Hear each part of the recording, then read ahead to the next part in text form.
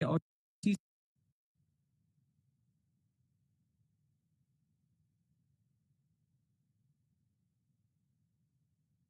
जी मैं बिल्कुल ठीक हूँ, अल्लाह का शुक्र। अच्छा। हाँ जी। तो मैं कह रहा था कि एक सेकंड, कैरेक्टरिस्टिक्स है उस पे मैं आपको स्लाइड्स दे दूंगा। और आप फिर उससे रिलेटेड भी कोई क्वेश्चन हो तो मुझसे पूछ लीजिएगा। ऐसे वो क्योंकि हम ऑलरेडी हर चीज कर चुके हैं, बस उसको एक जगह असेंबल करके हमें लाना होगा। अच्छा। अब इसके अलावा फिर चैप्टर 3 है। चैप्टर 3 में हमने बेसिकली चैप्टर 3 में तीन चीजें हैं। एक ह्यूमन डिग्निटी है, एक ह्यूमन राइट्स है, एक वुमेन राइट्स है। ये तीनों चीजें, ह्यूमन डिग्निटी हम कर चुके हैं, ह्यूमन राइट्स अभी हम करने लगे हैं। और वुमेन राइट्स में आपको बताऊंगा कि उस टॉपिक को किस तरह कवर करना है। तो तीन तो हमारे चैप्टर, मतलब तीन चैप्टर का तो पूरा मसला हल हो गया। सही है। और तीन चैप्टर हमने मतलब जब मैं आपको मटेरियल प्रोवाइड कर लूंगा तो हम इस तरह कर चुके होंगे कि पास पेपर की ऑलमोस्ट सारी चीजें कवर हो रही हों, कोई नहीं हो रही तो आप मुझे बता दीजिएगा कि हाँ सर इसकी ये चीज रहती है, तो वो हम देख लेंगे। बाकी यह है कि बाकी जो चैप्टर्स हैं उनमें भी हम यही कोशिश करेंगे कि सिलेबस भी हम पूरा कर लें, पास पेपर्स को भी जितना हम कर सकते हैं वो कर लें, ताकि आप इसके लिए पूरा 100% प्रिपेयर होके जाएं। और उसमें मतलब कॉन्फिडेंटली आप जाएं पेपर में। और अगर देखें मुश्किल पेपर तो कोई भी आ सकता है। एग्जामिनर ये भी कर सकता है कि वो आपको रिमोटली रिलेटेड चीजें जो हैं वो एग्जाम से वो दे दे। जैसे हमने जैसे गजवात पढ़ी हैं, क्योंकि पास पेपर में एक दो दफा जब से सिलेबस चेंज हुआ है तो वो पूछा गया है, उनसे रिलेटेड सवाल है। जैसे मिसाक मदीना पढ़ा है या सुलह हुदैबिया पढ़ा है। ठीक है। अब ये सिलेबस में आपको कहीं नहीं मिलेंगी। ठीक है, लेकिन हमने डिटेल में इसलिए पढ़ी क्योंकि पास पेपर्स में पूछी गई हैं। अब ऐसे ही कोई अगर बैत रिजवान पे वो नोट दे दे, हमने तो वो भी पढ़ा है, लेकिन यह है कि फिर हम कहेंगे यार थोड़ा सा मुश्किल पेपर आया है। सही है। तो आपने मतलब मैं तो पूरी कोशिश कर रहा हूँ कि आपको सिलेबस भी पूरा कराऊं और पास पेपर्स भी जितने ज्यादा करा सकता हूँ वो कराऊं। ठीक है। मेरी तो पूरी कोशिश है कि 100% हम जो है ना सिलेबस और पास पेपर्स को कवर करें, लेकिन फिर भी बाहर से चीजें आ सकती हैं तो आपने अपनी रीडिंग भी रखनी है। ठीक है। एक अच्छा कैंडिडेट, एक अच्छा सीएसएस कैंडिडेट कभी भी सिर्फ टीचर पे नहीं रिलाय करता। वो मल्टीपल सोर्सेज को देखता है, और ये चीज ही उसकी जो है ना वो कामयाबी का जरिया बनती है। ठीक है। मैं ये नहीं कहता, मैं अपने टीचर्स को बहुत ज्यादा रिस्पेक्ट करता हूँ। ठीक है, उन्होंने बहुत अच्छा पढ़ाया। लेकिन मैं फिर भी और मैं क्या, मेरे साथ जितने भी कैंडिडेट थे वो सिर्फ टीचर्स के प्रोवाइडेड मटेरियल और लेक्चर्स पे नहीं रिलाय करते थे। जो बहुत अच्छे भी टीचर हो ना, फिर भी अपना जो है ना इनपुट उसमें जरूर होना चाहिए, क्योंकि आपकी एनालिसिस जज होगी। मतलब आप जितना ज्यादा मटेरियल पढ़ेंगे फिर आप क्वेश्चन बेटर तरीके से कर सकेंगे खुद को। ताकि और अगर खुद को क्वेश्चन बेटर तरीके से कर सकेंगे तो सीएसएस के पेपर में आप आंसर बेटर तरीके से कर सकेंगे। अच्छा। सर मुझसे लेक्चर 5 हाफ मिस हो गया है एंड ग्रुप में लिंक भी एक्सपायर हो गया है, काइंडली दोबारा। अच्छा, ये लिंक वाली बात ना हम इसका हल निकाल लेंगे कोई ना कोई इंशाल्लाह। सर ये तो पर हुकूकुल इबाद में भी आ जाएगा।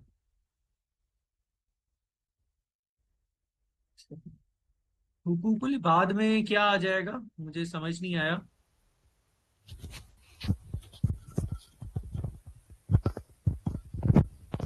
क्या आप जो टॉपिक कह रहे हैं ह्यूमन राइट्स वाला, हाँ काइंड ऑफ एक तरीके से आ जाता है। ये वो राइट्स हैं जो कि इस्लाम देता है लोगों को। तो हाँ, अगर हम उन्हें रिस्पेक्ट करेंगे तो इसका मतलब हम हुकूकुल इबाद को रिस्पेक्ट कर रहे हैं। अच्छा, वैसे हुकूकुल इबाद पे अलग से कोई क्वेश्चन ऐसे आया नहीं है, नहीं सिलेबस का हिस्सा है। लेकिन हाँ देखिए ना, वही बात है कि अगर लेट्स से हुकूकुल इबाद पे क्वेश्चन आ जाता है तो आप क्या करेंगे, तो आप उसी नॉलेज को इस्तेमाल करेंगे जो ऑलरेडी आपके पास है, और उसको फिर थोड़ा सा मेंड करके जो है ना आप आंसर दे रहे होंगे।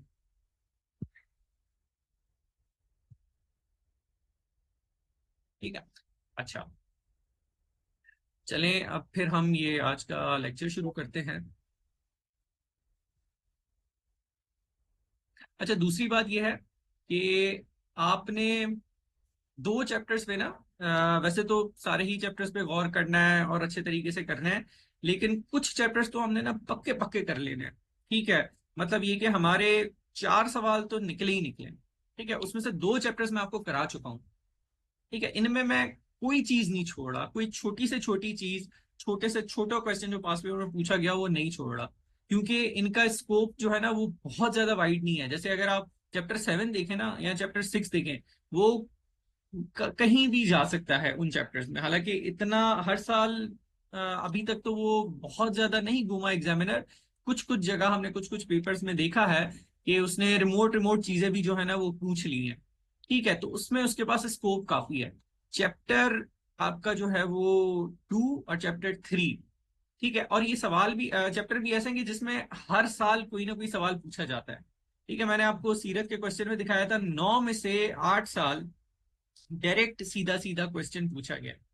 ठीक है, तो ये तो ऐसा चैप्टर है कि आपने घोल के पी जाना है।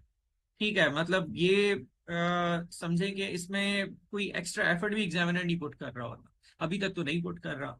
अच्छा, और दूसरा ये जो ह्यूमन राइट्स वाला चैप्टर है ना, ये भी मोर और लेस ऐसा है। ठीक है, इसमें भी एग्जामिनर आपको ज्यादा नहीं घुमा रहा होता। चैप्टर 4 5 में जो है ना वो डिपेंड करता है कि आपकी एनालिटिकल एबिलिटी कितनी अच्छी है। मैं आपको करा दूंगा टॉपिक्स भी और पास्ट पेपर्स भी हम डिस्कस कर लेंगे, लेकिन उसमें आपकी एनालिटिकल एबिलिटी जैसे वो जज होती है, ऐसे में जज होती है, वो आपकी करंट अफेयर, पाकिस्तान अफेयर और बाकी पेपर्स में जज होती है, ऑप्शनल्स में जज होती है। यहाँ भी जो है ना ये जो चैप्टर 4 और 5 है ना उसमें आपकी एनालिटिकल एबिलिटी बिल्कुल जज होगी। ठीक है, तो उसमें फिर ये होता है ना कि बंदा अगर अच्छा है तो बहुत अच्छा अटेम्प्ट भी कर लेता है, और अगर बहुत अच्छा है लेकिन उसका दिन अच्छा नहीं है तो थोड़ा आगे पीछे हो जाता है। लेकिन ये जो चैप्टर 2 और 3 है ना, ये आप अपने अच्छे तरीके से कर लें, हर एस्पेक्ट से कर लें। ठीक है, इसके बहुत ज्यादा एस्पेक्ट्स भी नहीं है, तो आपका मतलब ये कि 2 क्वेश्चन तो इनशाला इनशाला पेपर में पक्के हैं। सही है, और बाकी आपने सिलेबस किया होगा तो बाकी 2 क्वेश्चन भी इनशाला हो जाएंगे। अच्छा, अब हम आते हैं स्लाइड पे।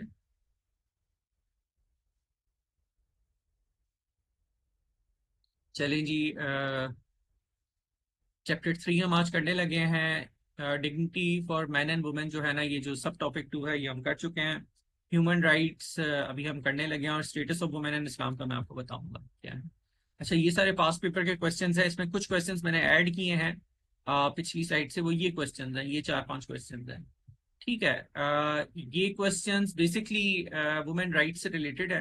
अच्छा, वुमेन राइट्स के ना इसके अलावा भी बहुत सारे सवाल पूछे गए हैं। अब वो मुझे पास पेपर नहीं मिल रहे थे, मैंने पास पेपर जो रखे हुए हैं ना वो 2016 से 2024 के रखे हुए हैं। क्यों? क्योंकि 2016 में सिलेबस चेंज हुआ था, और उससे पहले जो है ना वो जरूरी नहीं है जो पास पेपर में सवाल आ रहे हैं वो अब रिपीट भी हों, क्योंकि सिलेबस चेंज हो चुका है। ठीक है, तो 2016 से लेके 24 तक के सवाल तो आपने भी अच्छे तरीके से करने हैं। उससे पहले वाले अगर आप छोड़ भी दें तो चले, गुजारा हो जाएगा। लेकिन ये कुछ क्वेश्चन थे जो कि पूछे अब भी जा सकते हैं, क्योंकि इस तरह की चीजें अभी भी हमारे सिलेबस में हैं। ठीक है, वुमेन राइट से रिलेटेड तो काफी सारे सवाल, मतलब ऑलमोस्ट हर साल सवाल आता था। कुछ मैंने यहाँ पे लिखे हैं। ठीक है, और इसमें भी आप देखेंगे जो मैं आपको बात कह रहा था, ये 2017 से 24 तक जो है ना, मतलब 9 साल है, 9 साल में से 9 दफा जो है ना ये सवाल आए। तो ये सवाल ऐसा सवाल है कि ये लाजमी इसमें से आता ही आता है। चैप्टर 2 ऐसा है कि उसमें से लाजमी सवाल आता ही आता है। चैप्टर 1 जो है ना, जैसे दीन वर्सेस रिलीजन नहीं आता, इम्पोर्टेंस ऑफ इस्लाम, या इस्लाम कैसे बेहतर है दूसरे रिलीजन से, वो नहीं आता। मतलब हर साल नहीं आता है, या साल में 2 दफा आता है, जैसे हम डिस्कस कर चुके थे पास्ट में। या फिर इबादात और जो पिलर्स ऑफ ईमान है उन पे क्वेश्चन नहीं आता काफी साल। लेकिन 2 और 3 आता ही आता है। तो मैं बार बार ये आपको इसलिए चीज बता रहा हूँ कि इन दोनों की जो रस्सी है ना वो मजबूती से थाम लेनी है, ताकि इन में से ना, इन दोनों में से आपका कोई सवाल मिस ना हो।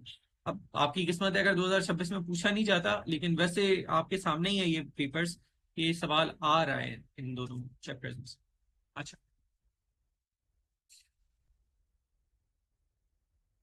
अच्छा, अब जो है ना हम डिस्कस करने लगे हैं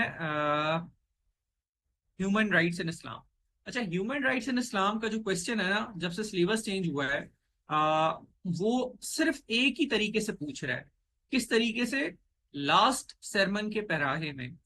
अगर हम इस्लाम को एज अ रिलीजन देखें, ठीक है, तो कुरान भी हमें ह्यूमन राइट्स की टीचिंग्स देता है, हदीस में भी ह्यूमन राइट्स की टीचिंग्स हैं, लेकिन पास पेपर में ना सिर्फ लास्ट सरमन से रिलेटेड सवाल पूछा गया है। अब यहाँ देखें, ये 24 का पेपर है। हाँ, ये देखें, human rights in the light of last sermon, अच्छा, human rights in the light of the sermon of the farewell pilgrimage. ठीक है, तो ये वही हजरतुल विदा की जो स्पीच थी, जो सरमन था हुजूर अकरम सल्लल्लाहु अलैहि वसल्लम का, उसमें उन्होंने ह्यूमन राइट्स की क्या क्या बात की थी, उससे सवाल आया है। ठीक है, तो अगर आप ह्यूमन राइट्स वैसे इन जनरल करके चले जाएं, ठीक है, और अगर आपने हजरतुल विदा का खुतबा नहीं पढ़ा हुआ, तो आपका ये सवाल अच्छा नहीं अटेम्प्ट होगा बिल्कुल भी। क्यों? क्योंकि आपको देखिए, इसमें ना 8 नुमा एस्पेक्ट्स कवर किए हुए हैं हजरतुल विदा के खुतबे में ह्यूमन राइट्स के। और वैसे हम अगर ह्यूमन राइट्स के देखें तो वो तो मतलब बीसियों क्या नाम है, ऐसे होंगे अपना राइट्स जो कि कुरान और हदीस से हमें मिलते हैं। ठीक है, तो अगर आप हो सकता है कि 10 वो डिस्कस कर लें जो 10 इसमें नहीं है, तो फिर तो मतलब काम खराब हो जाएगा। ठीक है, फिर तो आपका सवाल अच्छा नहीं अटेम्प्ट होगा। सही है। अच्छा, इसके अलावा भी हम देखें, एक और साल यही इसी तरीके का सवाल आया हुआ है, राइट इनहेरिटेंस वुमेन इन इस्लाम। हाँ, ये 2020 में भी, 20 में भी आया, 23 में भी। The last sermon of the holy prophet Mustafa, holy prophet peace be upon him, is the basic document for awakening of second conscious of mankind for human rights. ठीक है, इसमें भी जो है ना वही लास्ट सेवन को लेके हमने ह्यूमन राइट्स पे बात करनी है। तो ये जो मैंने लेक्चर प्रिपेयर किया है, इसमें मैंने क्या किया है, एक सेकेंड, ये इस तरह किया है कि आपकी तीनों चारों चीजें कवर हो जाएं। देखिए, मैंने लास्ट सरमन की बेसिस पे आपको जो भी उसमें ह्यूमन राइट्स थे, तकरीबन 9 ह्यूमन राइट्स डिस्कस हुए हैं, वो सारे क्या नाम है मैंने इसमें प्रेजेंटेशन में रखे हैं। और वही ह्यूमन राइट्स कुरान और हदीस में कहाँ कहाँ उनका जिक्र है, वो भी मैंने रख दिया है, ताकि आपको फिर एक्स्ट्रा एफर्ट ना करनी पड़े कि कुरान से आप अलग ह्यूमन राइट्स याद कर रहे हैं, हदीस से अलग ह्यूमन राइट्स याद कर रहे हैं, लास्ट सरमन से आप अलग ह्यूमन राइट्स याद कर रहे हैं। आप सिर्फ 9 ह्यूमन राइट्स जो है ना वो याद करें। ठीक है, और जो कि लास्ट सरमन में मौजूद है, और उनको मैंने आपको कुरान और हदीस से भी ढूंढ के दे दिया है। तो आपने फिर मतलब एक्स्ट्रा एफर्ट करने की जरूरत नहीं होगी आप लोगों को। मैंने भी इसी तरह किया था, मैंने भी देखा था पास पेपर में ना वो सवाल जो है वो मतलब लास्ट सरमन से ही आ रहे थे। मतलब अगर हम 2016 से पहले भी देखें ना, तो लास्ट सरमन से सवाल आ रहे थे। ठीक है, तो मैंने इसको इस तरह प्रिपेयर किया था कि मैं लास्ट सेमेस्टर वाले ह्यूमन राइट्स याद कर लूं और उन्हीं से रिलेटेड आयात और हदीस याद कर लूं। तो अगर वैसे ह्यूमन राइट्स पे सवाल आ जाता है कि भाई इस्लाम ह्यूमन राइट्स को कैसे अपहोल्ड करता है या उनके बारे में क्या कहता है, तो भी मैं ये बातें लिख लूं तो गलत नहीं होऊंगा। और अगर लास्ट सरमन पे आता है तो फिर भी मैं लिख लूं। लेकिन अगर मैं कुरान और हदीस से रिलेटेड ह्यूमन राइट्स याद कर लूं, फिर मैं गलत हो सकता हूँ, क्योंकि वो सारे लास्ट सरमन में हुजूर अकरम सल्लल्लाहु अलैहि वसल्लम ने नहीं डिस्कस किए थे। ठीक है, ये बात क्लियर हो गई है?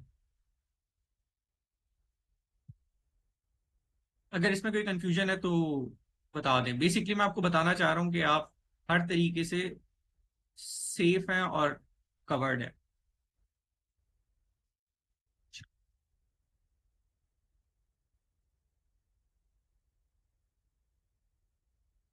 अच्छा जी, तो हज्जतुल विदा का खुतबा कब हुआ था? 9 जुल हिज्जा को हुआ था, 10 हिजरी में हुआ था, अरफात के मुकाम पे हुआ था। ठीक है, इसका पर्पस क्या था? इसका पर्पस था कि हुजूर अकरम सल्लल्लाहु अलैहि वसल्लम चाह रहे थे कि जो आखिरी उनका खुतबा है, उसमें जो इस्लाम की जो कोर टीचिंग्स हैं, इसको मैं सही कर दूं इसकी एडिटिंग। हाँ, इस्लाम की जो कोर टीचिंग्स हैं वो वहां एक दफा समराइज करके बयान कर दें। ठीक है, और उसमें जो हमें सबसे ज्यादा पहलू नजर आता है ना किसी चीज का, वो हुकूकुल इबाद का या ह्यूमन राइट्स का हमें नजर आता है। ठीक है, हुकूकुल अल्लाह की भी बात हुई है, ठीक है, ईमान पे भी बात हुई है, लेकिन सबसे ज्यादा जो एम्फेसिस डाला गया है ये ह्यूमन राइट्स पे डाला गया है। ठीक है। अच्छा, ऑडियंस वहां पे कितनी मौजूद थी? कुछ सोर्सेज में है कि 1 लाख मौजूद थी, कुछ सोर्सेज में 1,10,000, कुछ में 1,20,000, कुछ में 1,24,000। ठीक है, तो आप अगर अप्रोक्सीमेटली 1 लाख से 1.25 लाख लिख देंगे तो आप सही होंगे। ठीक है, अच्छा, हुजूर अकरम सल्लल्लाहु अलैहि वसल्लम की उस टाइम एज कितनी थी? 63 ईयर्स ओल्ड। उनकी हेल्थ कंडीशन बहुत उस टाइम वो वीक हो चुके थे। वो कुछ टाइम बाद तो इस तरह के हालात थे कि वो मस्जिद में इमामत भी नहीं करा सक रहे थे। उन्होंने हजरत अबू बकर सिद्दीक रजी अल्लाह ताला अन्हा को ये रिस्पॉन्सिबिलिटी दी थी कि आप इमामत कराएं मेरी जगह पे। और मतलब उनकी तबीयत बहुत खराब थी, लेकिन समहाउ ही मैनेज्ड कि वो अपना आखिरी खुतबा लोगों तक पहुंचाएं। ठीक है। अच्छा, इसमें क्या क्या की थीम्स हैं जो कि एक्सप्रेस हुए हुए हैं? वैसे तो वो हम स्लाइड्स में सारे ही देख लेंगे, लेकिन रेशियल इक्वालिटी क्या जिक्र है इसमें, इकोनॉमिक राइट्स का जिक्र है, वुमेन राइट्स का जिक्र है, ओवरऑल सोशल राइट्स का जो है ना वो जिक्र है, या जिसको हम ह्यूमन राइट्स कह सकते हैं। अच्छा, तो सबसे पहले हम देखते हैं। देखिए, ये मैं बार बार जो है ना ऑथर्स को क्यों कोट कर रहा होता हूँ, और मैं आपसे ये नहीं एक्सपेक्ट करता कि आप जब सवाल अटेम्प्ट करेंगे तो आप 6 के 6 ऑथर्स कोट कर देंगे या 10 के 10 ऑथर्स कोट कर देंगे जो मैं आपको बता रहा हूँ। लेकिन इससे ना दो चीजें होती हैं। एक तो आप इसकी इंपॉर्टेंस समझते हैं कि भाई ये जो इस्लाम से रिलेटेड चीजें हैं ना, ठीक है, हमने कहाँ से इस्लाम की बातें सुनी हुई होती हैं, सीखी हुई होती हैं। हमारा फर्स्ट जो है ओरिजिनल sermon स्टेटमेंट लिखें सर? हाँ, लिखेंगे ना। मतलब उसमें जो रिलेटेड चीजें हैं वो हम लिखेंगे। ठीक है। अच्छा, तो हाँ, मैं ऑथर्स पे की बात कर रहा था कि ऑथर्स को मैं क्यों कोट करता हूँ। देखिए, हमने इस्लाम की बातें कहाँ से सुनी होती हैं? जो फर्स्ट हैंड इंफॉर्मेशन होती है वो हमें कहाँ से मिलती है, या मैं अपनी बात करूँ तो मुझे कहाँ से मिली थी? जब मैं मस्जिद में गया, ठीक है, मैंने इमाम साहब को सुना, वहां से मुझे इंफॉर्मेशन मिली। सही है। मेरे टाइम पे मतलब when I was growing up, तो इंटरनेट इतना आम नहीं था कि हर किसी के पास मोबाइल हो और उसको नॉलेज जो है ना वो मोबाइल से मिल रही है। अब तो हमें दूसरी सोर्सेज से भी मिल जाती है, लेकिन जनरली हमारा जो इन्वायरमेंट होता है, हमारे पेरेंट्स हो गए, हमारे फैमिली मेम्बर्स हो गए, और हम अगर मस्जिद जा रहे हैं तो इमाम साहब हो गए, या वहाँ पे जो बयान होते हैं वहां से हमें इंफॉर्मेशन मिलती है। ठीक है, तो हम फिर उसको आगे भी उसी तरह वहीं से इंफॉर्मेशन लेके बयान कर रहे होते हैं। लेकिन उसमें एक चीज जो है ना वो आ जाती है कि भाई आपकी सोर्स कितनी ऑथेंटिक है। देखिए, मुसलमान तो तारीफ करेगा ही ना हुजूर अकरम सल्लल्लाहु अलैहि वसल्लम की। सही है, और वो तारीफ में फिर बहुत ज्यादा आगे भी बढ़ जाता है। लेकिन अगर एक थर्ड पार्टी जो है ना वो अगर हुजूर अकरम सल्लल्लाहु अलैहि वसल्लम की तारीफ कर रही है ना, तो उसकी क्रेडिबिलिटी इसलिए ज्यादा होती है। या एक इदारा जैसे यूएन का इदारा है, उसके हेड अगर तारीफ कर रहे हैं, या किसी कोई बहुत ज्यादा फेमस ऑथर तारीफ कर रहा है, या कोई एक बहुत ज्यादा फेमस लीडर तारीफ कर रहा है, ठीक है, तो उसकी क्रेडिबिलिटी जब आप किसी मुसलमान नहीं, किसी नॉन मुस्लिम को बताएंगे ना बात, ठीक है, इवन अगर आप एफपीएससी के एग्जामिनर को बताएंगे तो आपकी बात की क्रेडिबिलिटी बढ़ जाएगी। सही है। और आपको भी आप किसी और को भी बताएंगे या मैं आपको बताऊंगा ना, तो आपको भी शायद जो है ना वो बात और ज्यादा क्रेडिबल लगेगी। हम बीइंग मुस्लिम्स तो शायद अगर मैं आपको कुरान और हदीस कोट कर दूं तो वो भी आपके लिए इनफ होगा। लेकिन किसी और के लिए, someone who is not from Islam, या फिर एफपीएससी के एग्जामिनर के लिए ये बात बहुत ज्यादा क्रेडिबिलिटी होल्ड करेगी। तो इस पे मैं सजेस्ट करूंगा कि आप एक दो तो आप याद कर ही लें, आपको ये बहुत हेल्प करेंगे, जिसमें से जो आसान लगे। ठीक है। अच्छा, तो एक बहुत फेमस ब्रिटिश हिस्टोरियन है, वो इस लास्ट सरमन के बारे में क्या कहते हैं, वो ये लिखा हुआ है: The last sermon laid down fundamental principles later echoed in the Western constitutions and UN's human rights framework. अच्छा, ये बात कहते हैं कि वेस्ट के जो कॉन्स्टिट्यूशंस बने, ब्रिटेन का कॉन्स्टिट्यूशन, यूरोप के कॉन्स्टिट्यूशन, या अमेरिका का कॉन्स्टिट्यूशन, उसमें वो जब बने उस सब में जो है ना ह्यूमन राइट्स जो लास्ट सरमन में नजर आते हैं ना उनकी झलक हमें नजर आती है। ठीक है। इसी तरह महात्मा गांधी ने क्या कहा था? मोहम्मद सल्लल्लाहु अलैहि वसल्लम's farewell sermon is one of the most profound declaration of justice, one that the world should continue to learn from. ठीक है, अगेन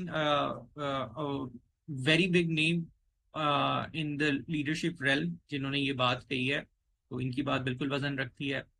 अच्छा, कैरेट आर्मस्ट्रॉन्ग, इनकी बातें हम पहले भी पढ़ चुके हैं। प्रॉफिट मोहम्मद सल्लल्लाहु अलैहि वसल्लम's last sermon presented a framework for justice, rights and equality that was centuries ahead of its time and later echoed in global charters like the UDHR.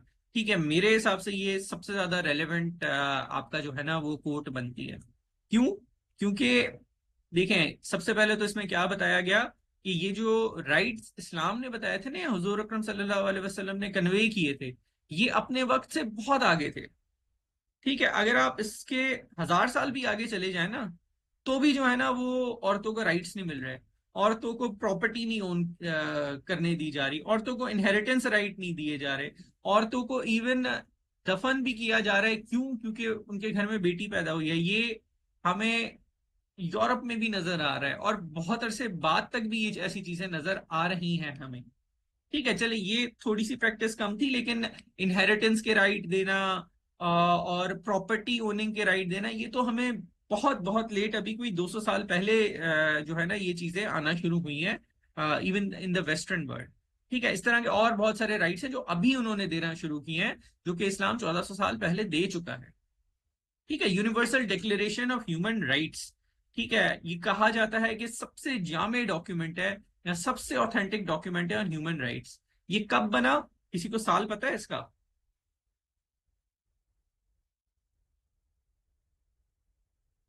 चलो मैं बता देता हूँ। 1948 में ये डॉक्यूमेंट आया था हमारे सामने, जिसमें तकरीबन शायद 30 आर्टिकल्स हैं जो हमें ह्यूमन राइट्स बताता है अलग अलग तरीके के। ठीक है, तो 1948 विच इज वेरी रिसेंट। ठीक है, इसी तरह हम बहुत सारी कंट्रीज में देखेंगे इनहेरिटेंस राइट शायद सबसे पहले न्यूजीलैंड में मिले थे, या प्रॉपर्टी राइट्स सबसे पहले न्यूजीलैंड में मिले थे, या किसी स्कैंडिनेवियन कंट्री कंट्री में मिले थे, मुझे अभी याद नहीं आ रहा।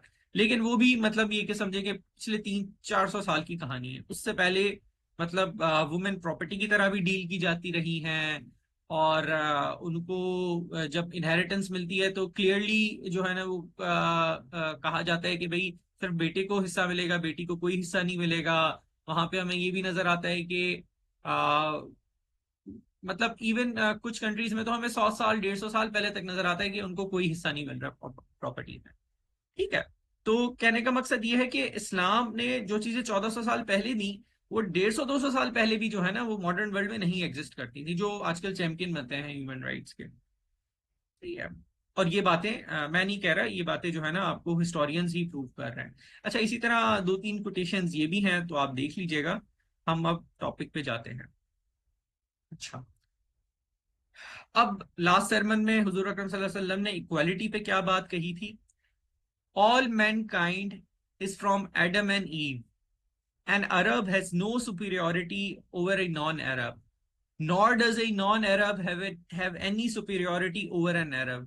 A white has no superiority over a black, nor does a black have any superiority over a white, except by piety and good action.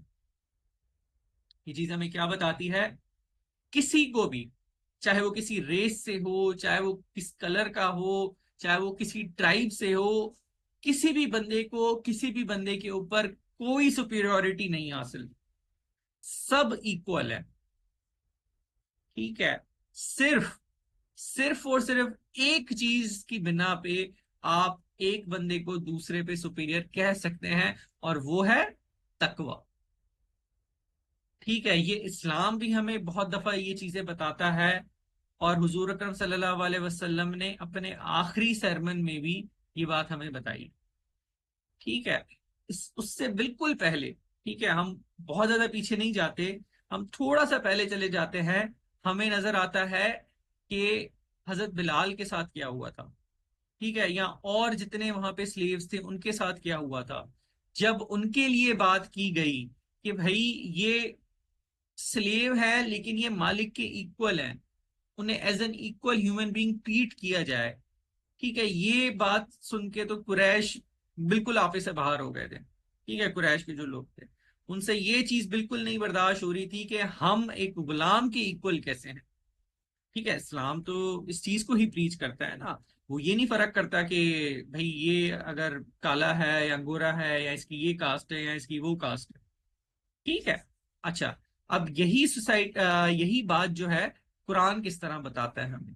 O mankind we created you from a male and a female and made you into nations and tribes that you may know one another, verily the most honoured of you in the sight of Allah is the most righteous.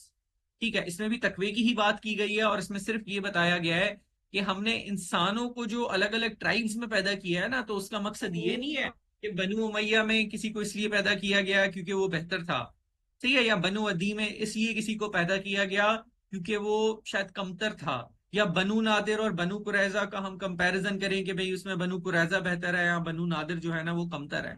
ठीक है, सिर्फ इसलिए पैदा किया गया है अलग अलग ट्राइब्स में ताकि हम एक दूसरे को पहचान सकें।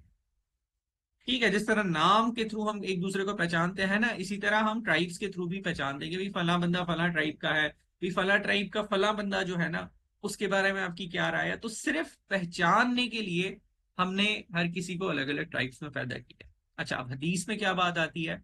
अल्लाह does not look at your bodies nor your wealth but he looks at your hearts and deeds. ठीक है, तो इसमें भी यही बात है कि कोई भी फर्क नहीं किया जाता, ना किसी की बॉडी पे, बॉडी के से रिलेटेड मतलब कलर या रेस से रिलेटेड नहीं फर्क किया जाता, और वेल्थ से रिलेटेड भी किसी को कोई मतलब कोई किसी से बेहतर नहीं हो सकता। ठीक है, सिर्फ हार्ट्स एंड डीड्स देखे जाते हैं, बेसिकली तकवा। तीनों जो चीजें हैं ना उसमें एक ही बात की गई है। ठीक है, अगर आपसे सवाल लास्ट सरमन से पूछा जाए, आप तीनों चीजें भी कोट कर देंगे तो भी गलत नहीं होगा। ठीक है, अगर आपको तीनों चीजें याद नहीं है तो ये वाली बड़ा आसान है वैसे ये याद करना ही, हमने पता नहीं 10 दफा ये हदीस जो है ना वो, मतलब मैंने तो पता नहीं कितनी दफा जो ये है ना, मतलब अपने हमारे स्कूल के सिलेबस में इंटर में जो है ना अभी ये हदीस थी, तो ये हदीस तो हमें वैसे ही याद होनी चाहिए। तो अगर आप सिर्फ ये भी कोट कर देंगे, अगर लास्ट सरमन के पैराए में ह्यूमन राइट्स पूछे गए हो तो भी सही होगा। ठीक है, तो ये हमारी पहली वो कैरेक्टरिस्टिक हो गई। अच्छा, ह्यूमन राइट। अच्छा, sanctity of life, prohibition of killing and bloodshed. अच्छा, इसके बारे में हुजूर अकरम सल्लल्लाहु अलैहि वसल्लम ने लास्ट सरमन में क्या कहा? O people, just as you regard this month, this day, and this city as sacred, so regard the life and property of every Muslim as a sacred trust। जितना होली या जितना सेक्रेड तुम इस month को, ठीक है, जिस मंथ में हज किया जाता है, इस दिन को, 9 जुल्हिज्जा के दिन को, और इस सिटी, मक्का की सिटी को तुम होली या सेक्रेड समझते हो ना, इंसानों की भी लाइफ को ना और प्रॉपर्टी को इतना ही सेक्रेड समझो। ठीक है, इससे पहले क्या हो रहा था? इससे पहले जो है बच्चियां दफन की जा रही थी, बच्ची पैदा हो गई, बच्ची को दफन कर दिया। ठीक है, क्या मक्का को दफन कर सकते हैं? नाउज बिल्ला। वो कर सकते थे कुरैश वाले मक्का को दफन? नहीं, क्योंकि उनके लिए बहुत होली साइट थी वो, उसकी वजह से तो उनका बिजनेस चल रहा था, उसकी उसमें ही तो उन्होंने अपने नकली खुदा रखे हुए थे। ठीक है, तो हुजूर अकरम सल्लल्लाहु अलैहि वसल्लम ने यहाँ पैरेलल ड्रॉ किया कि हर इंसान की जान जो है ना, जितना तुम इंसान की जान को सीक्रेट समझते हो ना, क्योंकि उनको पता था कि ये दिन इनके लिए बहुत सीक्रेट है, ये सिटी इनके लिए बहुत सीक्रेट है, ये मुकाम इनके लिए बहुत सीक्रेट है, तो इसलिए उन्होंने इस तरीके का कंपैरिजन ड्रॉ किया। ठीक है, कि इंसान की जान और उसकी प्रॉपर्टी भी जो है ना उसको भी इतना ही सीक्रेट समझो। ठीक है। अच्छा, इसके बाद हम अगर देखते हैं कि कुरान और हदीस में क्या बात की गई है, whoever kills a person unjustly it is as though he has killed all of mankind। यहाँ पे भी लाइफ पे बात की गई है। a Muslim is the one from whose tongue and hands other Muslims are safe। यहाँ पे भी जो है ना वो लाइफ पे बात की गई है, प्रॉपर्टी की जो बात है ना वो अलग स्लाइड पे की गई है। अच्छा, आ, ये लास्ट सरमन वाली वैसे ही रिपीट हो रही है। अच्छा, इसमें हदीस जो है मैंने कोट की, the property of a Muslim is not lawful for another to take unless given willingly. ठीक है, तो लास्ट सरमन में जो बात की गई वो हमने कुरान और हदीस से देखी, वहां से भी ये बातें प्रूफ होती हैं। ठीक है। अच्छा, एक इंसान का कत्ल पूरी इंसानियत की कत्ल है, ये कोट कर सकते हैं। हाँ, ये कोट आप बिल्कुल कर सकते हैं, और यहाँ पे ये जो है ना, whoever kills one person unjustly it is as though he has killed all mankind, ये वही कोट है जो तंजीला आपने यहाँ पे उर्दू में लिखा है। ठीक है। अच्छा,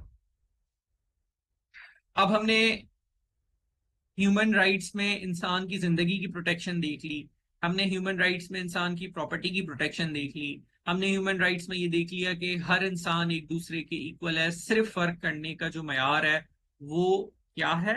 वो तकवा है।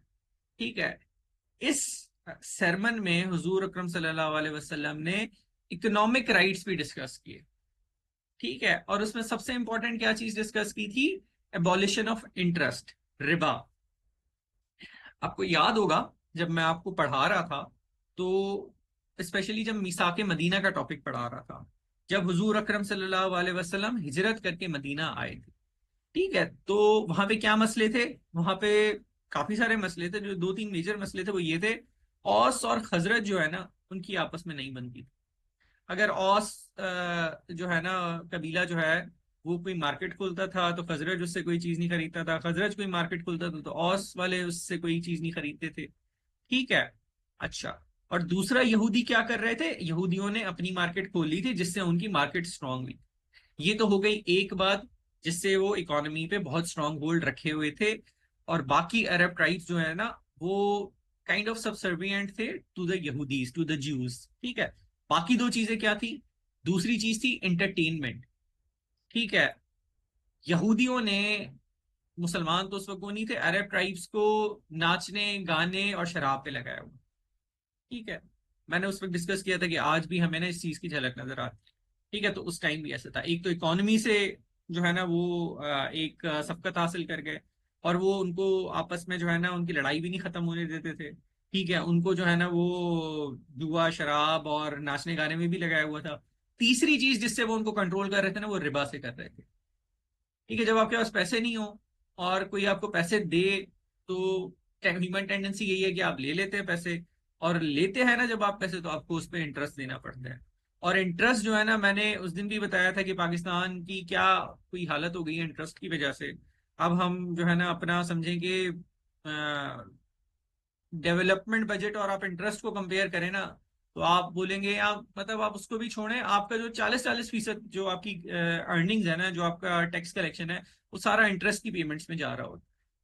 ठीक है, तो पाकिस्तान जकड़ा हुआ है। पाकिस्तान अगर चाहे ना मैं कोई चीज बेहतर कर लूं, तो वो नहीं कर सकता। ठीक है, उसको आईएमएफ नहीं करने देगा, उसको वर्ल्ड बैंक नहीं करने देगा, उसको बाकी सारी ये एसोसिएशन ऑर्गेनाइजेशन है ये नहीं करने देगी।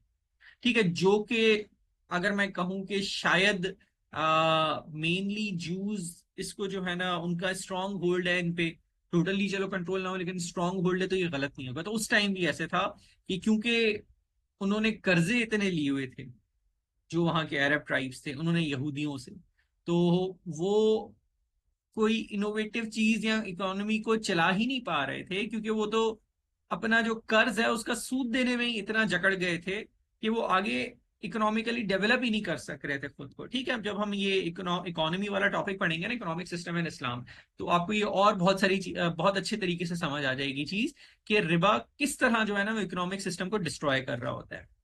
ठीक है। अच्छा, तो हुजूर अकरम सल्लल्लाहु अलैहि वसल्लम ने लास्ट सरमन में क्या कहा था? All dues of interest are abolished, Allah has forbidden you to take usury, therefore all interest obligations shall henceforth be waived.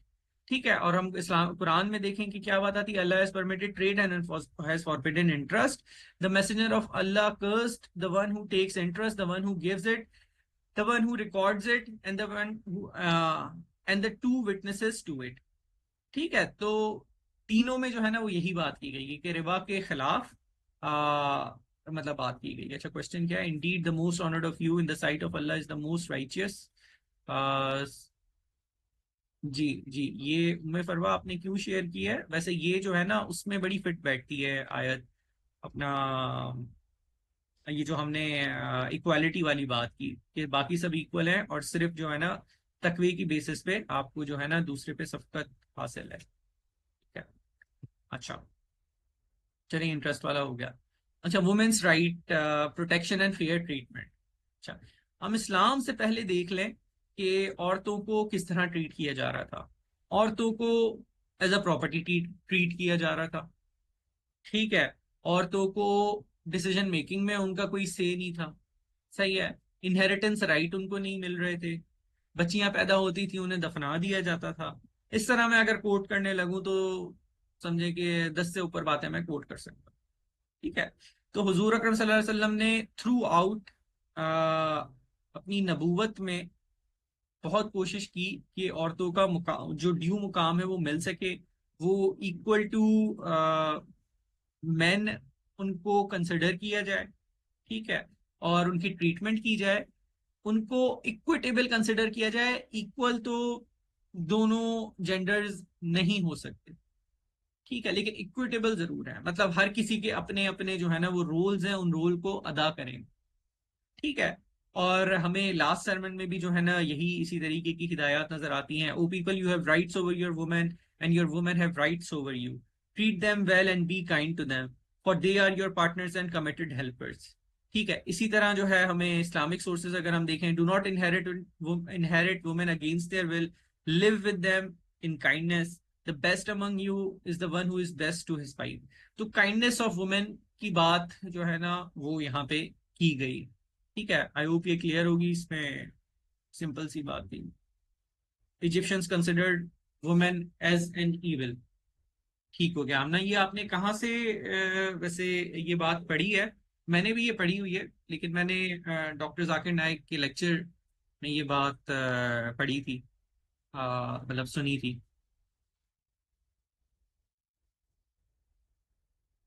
अच्छा अच्छा अच्छा, ठीक हो गया, ठीक हो गया। अच्छा, उसके बाद जो है प्रोटेक्शन ऑफ वेल्थ पे बात आ जाती है, जो हुजूर अकरम सल्लल्लाहु अलैहि वसल्लम ने अपने उसमें लास्ट सेगमेंट में डिस्कस किया था। अच्छा, आपको याद होगा कि हमने हिल्फुल फजूल को जो है डिस्कस किया था इन डिटेल। ठीक है, उसका क्या किस्सा था? एक बंदा था कुरैश का, उसने एक जगह से कोई चीज खरीदी थी, और वो मेरे ख्याल से यमन का ट्रेडर था जो कि मक्का आया हुआ था अपना कोई सामान बेचने। उससे उसने कोई चीज खरीदी और उसने बोला कि भी मैं तो तुम्हें नहीं दूंगा। ठीक है, मतलब उसकी जो ड्यू राइट था इन वेल्थ, उसने उसको देने से मना कर दिया। ठीक है, तो फिर सारे कुरैश के जो लीडर्स थे वो इकट्ठे हुए थे, और उसमें हुजूर अकरम सल्लल्लाहु अलैहि वसल्लम का बड़ा रोल था उनको इकट्ठे भी करने में और अपना ओपिनियन देने में, और इस बात एक agreement, kind of an agreement या पैक्ट साइन करवाने में कि भाई इस तरीके का जो राइट है वो किसी का भी सर्व नहीं किया जाएगा। ठीक है, चाहे वो किसी भी कुरैश के कबीले से हो, क्योंकि उससे जो है फिर आपकी इकोनॉमी जो है ना वो डिस्ट्रॉय हो जाएगी और डिस्टर्ब हो जाएगी। सही है। तो हुजूर अकरम सल्लल्लाहु अलैहि वसल्लम के लास्ट सरमन में भी जो है ना हमें ये बात कही नजर आती है, return the goods interested to you to their rightful owners. ठीक है, और ये वेल्थ को ही क्या नाम है सिग्निफाई करती है। आप बहुत सारी तफासिर पढ़ें तो उसमें कहा जा रहा है कि ये वेल्थ की ही बात की जा रही है यहाँ पे। अच्छा, और इस्लामिक सोर्सेज कुरान हमें क्या कहता है? Do not consume one another's wealth unjustly. अच्छा, हदीस क्या कहती है? आप believer's wealth is secret just like his life and honour. ठीक है, और इसी पे हुजूर अकरम सल्लल्लाहु अलैहि वसल्लम ने बात की थी। ठीक है, इसका पैराग्राफ आप बड़े आसान तरीके से बना सकते हैं। ठीक है, अभी मैं आप लोगों का एक जो टेस्ट प्लान कर रहा हूँ, तो वो संडे को ले लें या फिर मंडे को ले लें, मैं डिस्कस कर लूंगा एडमिनिस्ट्रेशन से। तो वैसे तो मैं चाह रहा था कि आज ही वो ले लूं, लेकिन चलें, आप लोगों में से कुछ सी ने बोला था कि वो वीकेंड पे कर लें या थोड़ा सा टाइम दे दें, तो थोड़ा टाइम आपको दे देते हैं। तो उसमें फिर आपकी मैं पैराग्राफ फॉर्मेशन देख लूंगा, अगर उसमें कोई मसला होगा तो वो हम डिस्कस कर लेंगे। थोड़ा सा हमने डिस्कस किया भी था। ठीक है, तो इसमें जैसे हिल्फुल फजूल की मैंने आपको एग्जाम्पल दी ना, तो आप ये भी कोट कर सकते हैं। ठीक है, कि वहां पे हमें ये मसले नजर आए थे, तो फिर उसके बाद जो है ना वहां पे हुजूर अकरम सल्लल्लाहु अलैहि वसल्लम ने वेल्थ प्रोटेक्शन की बात की थी, और फिर लास्ट sermon में भी ये बात की, और ये इंश्राइंड है इन Islamic sources like Quran and हदीस, और फिर आपको कोट कर सकते हैं बात। End of blood feuds and revenge killings. अच्छा, फिर से अगर हम पीछे जाए ना, तो हमें याद होगा जब हुजूर अकरम सल्लल्लाहु अलैहि वसल्लम पहुंचे थे मदीना हिजरत करके, तो दो ट्राइब्स थे, अरब ट्राइब्स, औस और खजरज। ठीक है, उनके दरमियान जो है ना वो ब्लड फ्यूड्स बहुत सारे थे। उनके दरमियान 10,000 किस्म के मसले थे। उनके दरमियान सोशल मसले थे, उनके दरमियान इकोनॉमिक मसले थे, उनके दरमियान आ, बहुत सालों से जो है ना वो ब्लड फ्यूड्स के मसले थे, रिवेंज किलिंग्स के मसले थे। ठीक है, तो ये सब आके हुजूर अकरम सल्लल्लाहु अलैहि वसल्लम ने मिसाके मदीना के थ्रू खत्म की थी चीजें। ठीक है, और उन दोनों में पीस स्टेब्लिश करवाया था, उन दोनों में म्यूचुअल मैरिजेस करवाई थी, और बहुत सारे तरीके से थे जिसके थ्रू हुजूर अकरम सल्लल्लाहु अलैहि वसल्लम ने ये इंश्योर किया था ये जो ब्लड फ्यूड्स हैं, ये जो रिवेंज किलिंग्स हैं, ये खत्म की जाए और पीस स्टेब्लिश हो जाए। क्योंकि उसके बगैर जो यहूद इन मदीना या यहूद outside Medina, Quraysh outside Medina, कुफार्स आउटसाइड मदीना, उनके साथ आप नहीं डील कर सकते अगर आप इंटरनली जो है ना अपने मसलों में पड़े हुए हैं। ठीक है, और यही बात लास्ट सेगमेंट में की गई है। All claims of blood revenge and all cases of usury are to be abolished beginning with those belonging to my own family. ठीक है, इसी तरह इस्लामिक सोर्सेस में भी हमें यही बात नजर आती है। If you retaliate do so in a manner equal to the harm done to you, but if you endure patiently it is better for you. इसमें एक और हाथ हम आगे जाते हैं और कहते हैं अगर तुम बर्दाश्त कर लो या फॉरगिव कर लो तो ये तुम्हारे लिए बेहतर है। अच्छा, end of exploitation, no operation of weak और पुअर। ठीक है, इसमें फिर वही एग्जांपल्स हिल्फुल फजूल में हमें नजर आता है कि ऑपरेशन से उसमें जो है ना वो रोका गया था, एक्सप्लॉइटेशन ऑफ वीक से जो है ना उसमें रोका गया था। वो जो बंदा यमन से आया था, आई गेस यमन ही से आया था, वो जब तिजारत करने आया हुआ है ना, या अपना स्टॉल लगाने जब वहां पे आया था, तो वो एक वीक बंदा था। और स्ट्रॉन्ग होल्ड किसका था? कुरैश का था। ठीक है, क्योंकि वो वहां के रहने वाले थे और उनको लोकल सपोर्ट हासिल थी। ठीक है, तो इस्लाम ने क्या इंश्योर किया, या उस कॉन्ट्रैक्ट ने क्या इंश्योर किया कि भाई वीक को हमें प्रोटेक्ट करना है। और इस्लाम भी जो है ना वो यही कर रहा है, वीक को प्रोटेक्ट करने की बात कर रहा है। लास्ट sermon में भी यही बात की गई, hurt no one so that no one may hurt you. ठीक है, मतलब ये डायरेक्टली आपको लगेगा कि नहीं, इसके और भी मतलब निकल सकते हैं, लेकिन ये मतलब भी बिल्कुल स्टैंड करता है। ठीक है, इसी तरह जैसे हजरत बिलाल की मिसाल है। ठीक है, he was weak, he was poor and he was being exploited. ठीक है, ऐसे ही है। लेकिन इस्लाम ने क्या किया? उन्हें प्रोटेक्ट किया। ठीक है, उन्हें उनका ड्यू राइट दिया। ठीक है, उनको एक बहुत आला मुकाम भी दिया। ही वो मतलब अभी तक जो मैं कहूँ, शायद आज तक का सबसे फेमस मौज़िन आप किसे कहेंगे? ठीक है, मैं तो शायद हजरत बिलाल को ही कहूंगा। आपको अगर इस्लामिक हिस्ट्री में और नाम पता है तो आप ले सकते हैं। ठीक है, तो अगर क्या कुरैश उनको ये मुकाम देते, चाहे वो कुछ भी कर लेते? कभी ना देते। ठीक है, तो इस्लाम ने ये प्रैक्टिस फिर खत्म की। Universal brotherhood, no discrimination. ये बड़ी सिंपल सी बात है। इसमें वही बात आ गई। अगर हम जैसे औस और खजरज में हुजूर अकरम सल्लल्लाहु अलैहि वसल्लम ने ब्रदरहुड क्रिएट किया था, अंसार की एग्जांपल ही आ गई। इसके अलावा जितने भी बहुत सारे मकामात थे जहाँ पे हुजूर अकरम सल्लल्लाहु अलैहि वसल्लम ने ब्रदरहुड का वर्ड इस्तेमाल किया। ठीक है, तो यहाँ पे भी इन्होंने यही बात की, यू आर ऑल इक्वल, या you are all from Adam and Adam is created from dust. ठीक है, hold firmly to the rope of Allah and do not be divided. ये जो कुरान की वर्स है ना, ये तो एक सवाल में भी आ चुकी है, एक पास पेपर, बहुत पुराना पास पेपर है। Hold firmly to the rope of Allah and do not be divided, इस पे जो है ना सवाल आ चुका है पूरा 20 नंबर का कि भाई इस पे कमेंट करें। खैर, अब सिलेबस चेंज हो गया है तो ऐसा सवाल आ भी सकता है। ठीक है, उसको लेकिन हम चैप्टर 4-5 में यूनिटी के टॉपिक में कवर कर लेंगे। ठीक है, और फिर हमें हदीस क्या नजर आती है? Muslim is a brother to another Muslim, he does not wrong him not does he abandon him.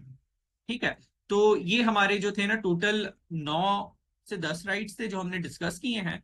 और अगर सवाल आता है ह्यूमन राइट्स पे कुरान और सुन्ना के पैराहे में या कुरान और हदीस के पैराहे में, तो आप ये दोनों चीजें कोट कर सकते हैं। ठीक है, हदीस के पैराहे में तो आता है तो आप ये भी कोट कर सकते हैं। ठीक है, कुरान और हदीस आता है, अगर आपको ये याद नहीं रह रही हदीसें, ठीक है, तो आप सिंपली कुरान और हदीस में ये आप कोट कर लें। ठीक है, 10 पैराग्राफ्स हैं, 8 आप याद कर लें। क्योंकि देखें, अगर इसमें मैं कहूँगा 8 के 8 आपको या 9 के 9 इसलिए याद करने पड़ेंगे क्योंकि लास्ट sermon ऑफ प्रॉफिट पे ना 2 दफा आपके सामने सवाल आ चुका है। इससे पिछले जो पास पेपर्स होते थे उनमें भी सवाल आ चुका है। तो हमें और अलग से कभी जो है ना वो ये नहीं पूछा गया कि आप ह्यूमन राइट्स पे डिस्कस करें या कुरान और सुन्नत की हदीस में। हमेशा जब भी आता है ना वो हमने देख भी लिया है कि वो लास्ट sermon के ही पैराए में आता है। तो ये आपने जो है ना, क्योंकि लास्ट sermon में अब हम वी कैन नॉट प्ले। ठीक है, जो sermon था बस वो उतना ही है। और उसमें जो है ना 8 से जो ह्यूमन राइट्स डिस्कस हुए हैं वो हमें याद ही करने हैं, और एक सवाल अच्छा अटेम्प्ट करने के लिए 8 हमारे पास पैराग्राफ्स होने चाहिए। ठीक है, एक इंट्रोडक्शन का हो जाएगा, कंक्लूजन का हो जाएगा, टोटल 10 पैराग्राफ्स हो जाएंगे, लेकिन बॉडी पैराग्राफ्स हमारे पास 8 होने चाहिए, जिसमें आपको फिर 8 जो है ना ये अहादीस याद करनी पड़ेगी। सर एक ही एग्जाम्पल एक से ज्यादा हेडिंग्स में यूज हो सकती है? हाँ हो सकती है, अगर मतलब आप के पास अलग अलग एग्जाम्पल्स हैं तो ज्यादा बेहतर है। लेकिन एक एग्जाम्पल जो है ना वो आपकी एक से ज्यादा हेडिंग्स में यूज हो सकती है। ठीक है। वैसे सिर्फ एक ही जगह हमने ऐसे किया है कि मैंने रिपीट की है हेल्पफुल फजूल की एग्जांपल, लेकिन उसके साथ एक और एग्जांपल भी मैंने दे दी थी। तो आप अलग अलग एग्जांपल जो है ना वो कोट कर लेंगे। बेहतर यही होता है कि आप हर पैराग्राफ में अलग ही एग्जांपल दें। ठीक है। लेकिन अगर आप if you are short on examples तो आप एक एग्जांपल भी कोट करेंगे, भाई गलत तो नहीं है ना?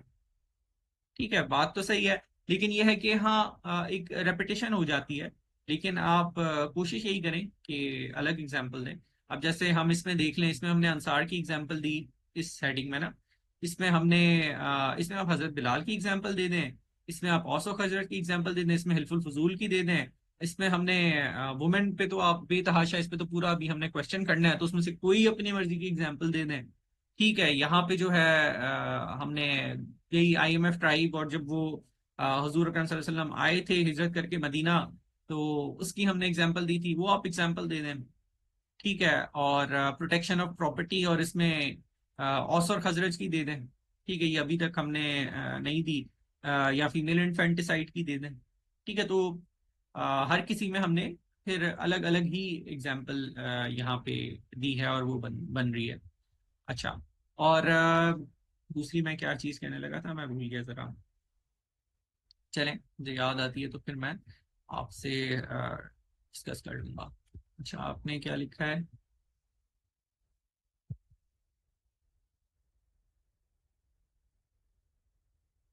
तकवा Egyptian considered women as an evil. अच्छा सर, उस टाइम के थे तो कैसे बात की थी? किस टाइम 15 साल के थे? हिल्फुल फजूल के टाइम? नहीं नहीं, 15 साल के तो नहीं थे हुजूर अकरम सल्लल्लाहु अलैहि वसल्लम। मैंने जो पढ़ा है उसमें 35 साल के थे हुजूर अकरम सल्लल्लाहु अलैहि वसल्लम। और 15 साल के भी अगर थे लेट से, तो तब कैसे क्या? मोहम्मद बिन कासिम कितने साल के थे जब उन्होंने क्या नाम है ये फतह किया था, सब कॉन्टिनेंट आए थे वो? ठीक है, 18 साल के थे ना, तो वो तो फौज लेके आ गए। ये 15 साल के टाइम पे बंदा, अभी आजकल का लड़का क्या मैट्रिक में होता है, तो अगर आपसे कोई कॉन्ट्रैक्ट एक अच्छा करवा ले, तो इसमें कोई ऐसी बहुत ज्यादा हैरान होने वाली बात तो नहीं है। और वो तो नबी थे, तो उनकी तो वैसे ही इंटेलिजेंस जो है ना, और अल्लाह की उनके ऊपर रहमत थी। तो 15 साल, वैसे तो 35 साल है जो मुझे याद आ रहा है, लेकिन अगर 15 साल भी है age, and if I am mistaken, तो 15 साल भी आई डोंट थिंक ऐसी एज है जिसपे हमें कोई बहुत ज्यादा वो हो के किस तरह जो है ना वो एक कॉन्ट्रैक्ट में अच्छा इनपुट दे सकते हैं। सर एक ही एग्जांपल, अच्छा ये वाली बात हो गई रिपीटेड, अच्छा ये वाली बात हो गई, will weak in the question, अच्छा ये हो गया। ये मैंने कमेंट कर दिया है। सर अगर women rights in Islam in context of feminism कैसे अटेम्प्ट करेंगे? अच्छा, इसकी इसका मैं आपको जवाब देता हूँ। ओके सर, थैंक यू जी जी 17। ये सर फेमिनिज्म का कैसे करेंगे? ठीक सर, हमने नोट्स बनाए हैं, अगर आप एक नज़र देख लेते। हाँ, जो नोट्स बनाए हैं आपने, आप मुझे दिखा दीजिएगा। मुझे कुछ स्टूडेंट्स भेज भी चुके हैं अपने नोट्स, और मैंने उस पर ओपिनियन भी दिया है। I read he was 20 years old. अच्छा, चलें 15 और 20। 20 इज मतलब 20 में तो बंदा बहुत मेच्योर होता है। आप मैडम हैं, जो कोऑर्डिनेटर हैं, आप उनको सेंड कर दीजिएगा, वो मुझे सेंड करेंगी। अच्छा, आप कोशिश कीजिएगा कि मतलब एक आध क्वेश्चन सेंड करें, ताकि आपको मतलब मैं होलिस्टिक एक ओपिनियन दे दूं। क्योंकि कुछ स्टूडेंट्स ने मतलब ऐसे भी किया था कि अपना पूरे जो है ना वो शुरू से आखिर तक जितने सारे नोट्स बनाए हुए थे वो सब भेज दिए थे, तो अब वो ऐसी बात है, मुझे चेक करना मेरे लिए पॉसिबल नहीं होता। एक सेकेंड।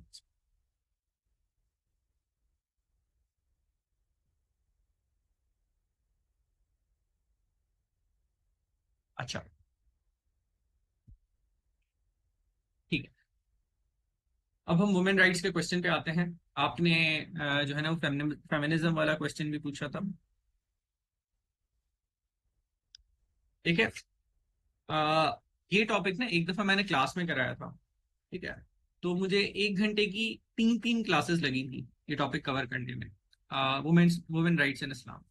अच्छा, क्यों? क्योंकि उसको बहुत होलिस्टिकली करना होता है। मैंने आपको क्या बताया चैप्टर 2 और 3 के बारे में, जो मेरी भी स्ट्रेटेजी थी कि इन्हें तो पूरे का पूरा करके जाओ, इनमें कोई लूप होल ना छोड़ो 2 और 3 में। देखिए, आप 6 में लूप होल छोड़ दें, 7 में लूप होल छोड़ दें, इंपॉर्टेंट टॉपिक्स कर लें, क्योंकि आप कितना भी करें ना, उसमें एग्जामिनर फिर कहीं और से सवाल पूछ लेगा। ठीक है, और वो बहुत उनका स्कोप वाइड है।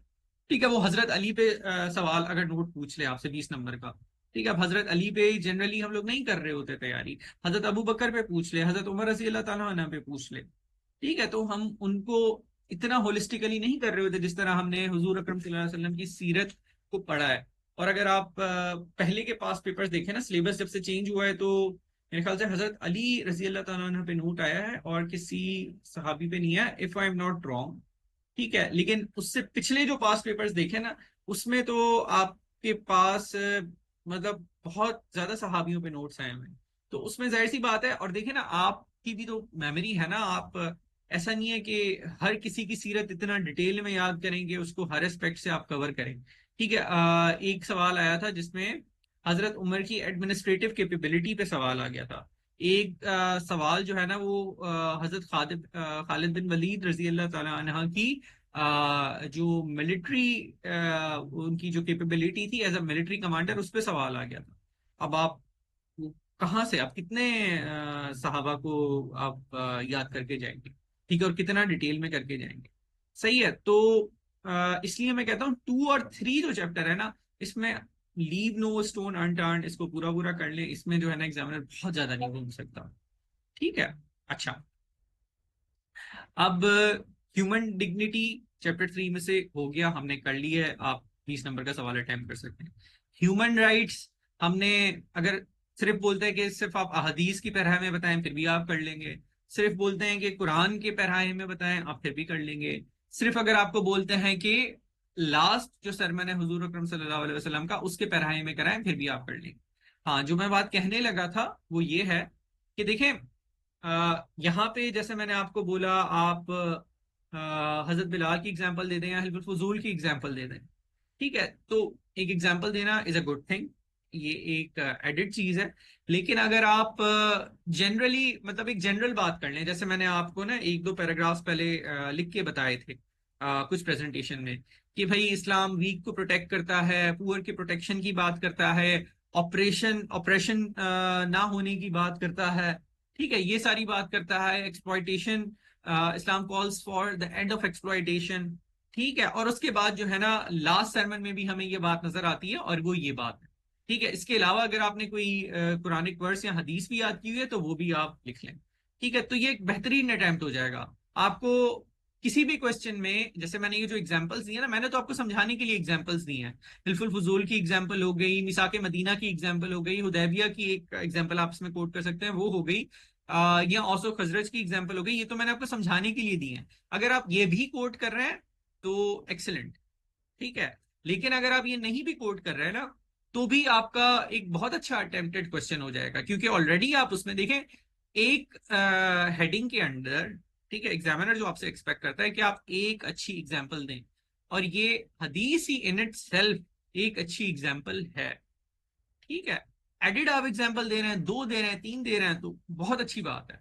ठीक है, हो सकता है कि मैं अगर पेपर अटेम्प्ट करूं, मैं उसमें सिर्फ ये एक हदीस कोट करूं, और फिर उस पर सारी बातें जो मैंने आपको बताई हैं वो करूं, कोई एग्जाम्पल ना दूं। जैसे हजरत बिलाल की एग्जाम्पल हो गई थी, या हिल्फुल फजूल की इसमें हमने एग्जाम्पल डिस्कस की, वो हो गई थी, तो वो ना कोट करूं। तो हो सकता है कि एक एग्जामिनर अगर किसी को हाईएस्ट मार्क्स 16 दे रहा है ना, मुझे शायद 15 दे दे, या शायद 14 दे दे। ठीक है, आपको लेकिन हो सकता है वो 15 दे दें, क्योंकि आपने एक एडिट चीज की है। लेकिन उससे ये होता है ना कि थोड़ा सा आपका पैराग्राफ भी लेंदी हो जाता है, और आपको फिर टाइम भी मैनेज करना होता है। अभी आप पेपर अटेम्प्ट करेंगे ना, पेपर आप अटेम्प्ट जब करें ना, तो 45 मिनट ही रखिएगा एक क्वेश्चन अटेम्प्ट करने में। मैं तो कहता हूँ कि 25 से 30 मिनट के बीच में रखिएगा। 25 से साइड ही, लेकिन 30 मिनट रखिएगा, क्योंकि एग्जाम में जो है ना, आपके पास 40 मिनट भी बड़ा मुश्किल से होते हैं। क्योंकि अगर कोई मुश्किल सवाल आ जाता है ना, तो मैं आपको एक पेपर बताता हूँ। वैसे तो जनरली मेरी पेपर अटेम्प्टिंग टेक्निक ही होती थी, मेरे पास पेपर आता था, सबसे पहले एमसीक्यूज की है कोशिश यही होती थी कि 4-5 मिनट में एमसीक्यूज कर ले, लेकिन फिर भी 10 से 12 मिनट लग जाते थे, क्योंकि उस वक्त प्रेशर होता है, उस वक्त बंदा सोच रहा होता है। और उस वक्त बंदा जो है ना, वो आप घर पे बैठ के ना तो 3 मिनट में एमसीक्यूज कर लें, 20 एमसीक्यूज, क्योंकि जो आ रहा है वो आ रहा है, जो नहीं आ रहा है वो नहीं आएगा। ठीक है। लेकिन वहां पे प्रेशर होता है, वहां पे आपको 10-12 मिनट लग जाते हैं। ठीक है। तो कुछ तो पेपर मैंने कुछ अपने साथ कैंडिडेट्स को देखा है जो पूरा 20 मिनट लेते हैं वो अटेम्प्ट करने के लिए। ठीक है, तो चले, अगर आपने 20 मिनट ले लिए, आप ब्रेन स्टॉर्मिंग के लिए ना हर क्वेश्चन के लिए मिनिमम 5 मिनट और ऑन एवरेज 10 मिनट रखें, कि 10 मिनट में आप ब्रेन स्टॉर्म करेंगे। मैं ये करता था, 5 से 10 मिनट जो है ना, वो ब्रेन स्टॉर्मिंग करता था हर एक क्वेश्चन पे। तो चारों क्वेश्चन मैंने ब्रेन स्टॉर्म कर लिए, फिर मैं पेपर अटेम्प्ट करना स्टार्ट करता था। फिर मेरे पास आधा घंटा ही होता था एक सवाल अटेम्प्ट करने के लिए। अगर मैंने ब्रेन स्टॉर्मिंग जल्दी कर दी, लेट्स से अगर चैप्टर 2 या 3 में से सवाल आ गया, तो फिर तो मैंने 2 मिनट में ब्रेन स्टॉर्मिंग करनी है ना। लेकिन अगर थोड़ा सा एनालिटिकल सवाल आ गया, तो फिर मैं हर चीज को सोचूंगा, हर चीज को सोचूंगा, और उसकी ब्रेन स्टॉर्मिंग में ना मुझे लग जाएंगे 7-8 मिनट, 10 मिनट भी लग सकते हैं। एक पेपर मेरे साथ ऐसे हुआ था, वैसे जनरली कभी भी ऐसे नहीं होता था कि मैं 10 से ज्यादा लेट करूं। एमसीक्यूज भी अटेम्प्ट कर लिए होते थे, ब्रेनस्टॉर्मिंग भी कर लिए होते थे, और 10 से लेके 12 तक जो है ना, या शाम का पेपर होता था तो 3 से लेके 5 तक जो है, मैं मतलब पेपर ही अटेम्प्ट कर रहा होता था। ठीक है, मतलब लिख रहा होता था, बगैर कुछ सोचे समझे लिख ही रहा होता था, क्योंकि मैंने ब्रेनस्टॉर्मिंग तो ऑलरेडी कर लिया, सोचने वाला काम मैंने पहले कर लिया।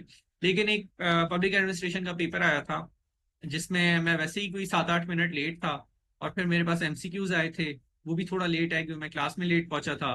तो 9:25 तक तकरीबन मैंने एमसीक्यूज के, 9:25 9:30, और फिर मैं 1 घंटा 5 मिनट तक सिर्फ ब्रेन कर रहा था, क्योंकि पब्लिक एडमिनिस्ट्रेशन का पेपर वो मुझे बहुत मुश्किल लग रहा था। और मुझे समझे 10:35 थे, मुझे अभी भी याद है, वो क्लासरूम याद है, वो सीट याद है, और वो क्लॉक भी याद है जो 10:35 दिखा रहा था। तो मैंने सोचा अब ये किस तरह 10:35 हो गए और एक लफ्ज मैंने जो है ना वो पेपर का नहीं लिखा, सिर्फ ब्रेनस्टॉर्म किया हुआ है। लेकिन फिर मैंने वो पेपर अटेम्प्ट किया था, हर क्वेश्चन तकरीबन 3-3 पेज का ही अटेम्प्ट हो सका था, कुछ 3.5 पेज पे चले गए थे। लेकिन इतनी बुरी राइटिंग से मैंने कभी जिंदगी में नहीं पेपर अटेम्प्ट किया, और उसमें मेरे 80s में मार्क्स आए थे। अब वो इसलिए नहीं आया था कि मैं बहुत ज्यादा कोई अच्छा पेपर अटेम्प्ट करके आ गया था, लेकिन वो इसलिए आए थे क्योंकि उस साल वैसे ही क्या नाम है बड़े अच्छे नंबर आ रहे थे पब्लिक एडमिनिस्ट्रेशन में। मैं मेरे शायद 85 थे या कुछ, और मैं जानता हूँ उन लोगों को जिनके 87 और 88 मार्क्स भी थे।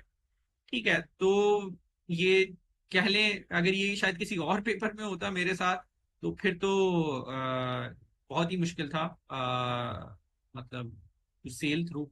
लेकिन ये इस तरह भी होता है, मतलब इस तरह के भी पेपर आ सकते हैं कि आपको जो है ना ब्रेनस्टॉर्मिंग में बहुत ज्यादा टाइम लग जाए। तो आप जब प्रैक्टिस करें ना, कोशिश ये करें कि 25 to 30 मिनट्स के बीच में सवाल आप अटेम्प्ट करें, इससे ज्यादा ना लें। फिर अगर आप एग्जाम में अच्छा सवाल आ जाता है, ब्रेनस्टॉर्म कर लेते हैं, तो आप 35 मिनट ले लें, 40 मिनट ले लें। ठीक है, अगर आप के पास इनफ टाइम होता है। लेकिन प्रैक्टिस यही रखें कि आधे घंटे से कम कम में सवाल अटेम्प्ट हो जाए। Time management is the key, बिल्कुल। हाँ, ये टाइम बड़ा मुश्किल होता है। Sir kindly confirm who was the head. यार ये मुझसे आप कौन बनेगा करोड़पति तो ना के लिए मुझे याद नहीं है, ये मैंने एमसीक्यू याद किया था बिल्कुल। हजरत उस्मान के ज़माने में ही मेरे ख्याल से ये कुरान कंपाइलेशन हुई थी। लेकिन ये चले मैं आपको देख के बता दूंगा। सर ब्रेन स्टॉर्मिंग हजरत जैद थे, हाँ बिल्कुल हो सकता है। सर ब्रेन स्टॉर्मिंग सारे क्वेश्चंस के एक साथ करने चाहिए या हर क्वेश्चन को? यार मैं तो एक साथ ही करता था, और हर क्वेश्चन को अटेम्प्ट करने से पहले जो है ना उसमें मेरा आखिरी क्वेश्चन बहुत खराब हो जाता है। मतलब आप कुछ भी कर लें, 25-30 मिनट आप कहते हैं, लेकिन जब आप अटेम्प्ट करने जाते हैं ना तो आपके ज्यादा ही लग रहे होते हैं। मेरे पहले सवाल में 40 मिनट लग रहे होते हैं, अगले को आप, या 45 मिनट लग जाते हैं, अगले को आप फिर कोशिश करते हो आधे घंटे में करें या 40 में करें। एंड वाले सवाल में ना 15 से 20 मिनट रहते हैं, और उसमें अगर आपने पहले ब्रेनस्टॉर्मिंग नहीं की हुई, तो आप पता नहीं क्या लिख के आ जाओगे। ठीक है, एग्जामिनर आपका पेपर पढ़ता है, सही है, तो आप ऐसे ना करें, कुछ भी ना लिख के आए, सोच समझ के जो है ना वो आप लिख के आए। सही है, तो पहले ब्रेनस्टॉर्मिंग करेंगे तो एंड में जो है ना आप फजूलियात नहीं लिखेंगे, कुछ अच्छा ही लिख के आएंगे।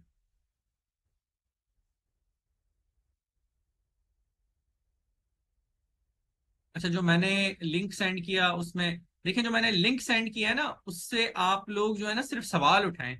जो आपके जवाबात है ना, वो आप ग्रुप पे डिस्कस कर लें या कुछ और सोर्सेज से उठा लें। क्योंकि वो जरूरी नहीं है कि आपको जवाब जो है ना वो सारे के सारे सही मिले। ठीक है, तो ये आप देख लीजिएगा। मेरे पास तो क्या नाम है वो एक बुक होती थी जिसमें सारे पास पेपर्स होते थे, मुझे मिल नहीं रही थी, वरना मैं उसकी तस्वीरें भेजना चाह रहा था। उस पे मैं तो मैंने सही क्वेश्चन टिक किए हुए थे।